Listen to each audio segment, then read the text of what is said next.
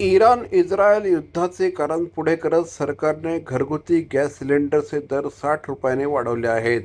याच्या निषेधार्थ राष्ट्रवादी काँग्रेस शरद पवार पक्षाच्या वतीने जिल्हाध्यक्ष श्री मनोज प्रधान यांच्या नेतृत्वाखाली आणि महिला अध्यक्ष मनीषा भगत आणि युवक अध्यक्ष अभिजित पवार यांच्या उपस्थितीत जिल्हाधिकारी कार्यालयासमोर आंदोलन केलं। कार्यकर्त्यांनी चूल पेटवून त्यावर भात शिजवून तसंच भाकरी भाजून दरवाढीचा निषेध केला। इस्रायल आणि इराण युद्धाच्या पार्श्वभूमीवर घरगुती गॅस सिलेंडरचे दर 60 रुपयाने तर व्यावसायिक सिलेंडरचे दर 118 रुपयांनी वाढवण्यात आले आहेत। याचा निषेध आज करण्यात आला आणि या महिला दिनाच्या एक दिवस आधीच या महिलांना परत खड्ड्यात घालण्याचं काम या केंद्र शासनाने केलेलं आहे। आज घरगुती गॅस 60 रुपयांनी महागला आहे आणि कमर्शियल गॅस 118 रुपयांनी। म्हणजे तुम्ही म्हटलं तसं की आज 5-6 दिवस झालेत या इराण वॉरला आणि ऑलरेडी आपले पुरी साहेब जे आपले मंत्री आहेत ते म्हणतात की आमच्याकडे मुबलक साठा आहे।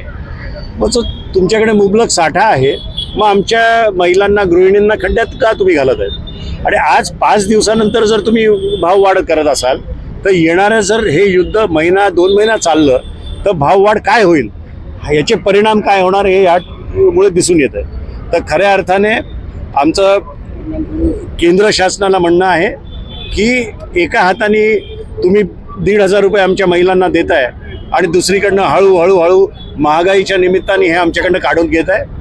त्याचा निषेध करायला त्याच्या विरोधात आज आम्ही आलेलो आहे।